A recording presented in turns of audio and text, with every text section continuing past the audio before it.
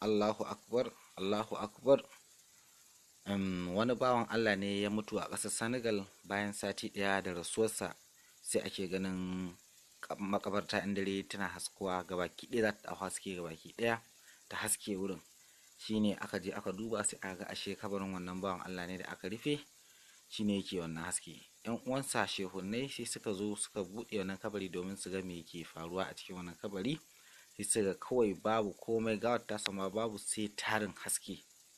Allahu akbar, Allahu akbar. Allah ka ƙara mana san annabi Muhammad sallallahu alaihi wasallam.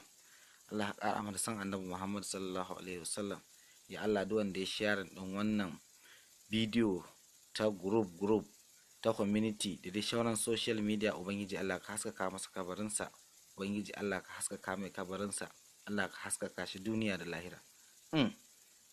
Shehu ne kaga ikon Allah kenan.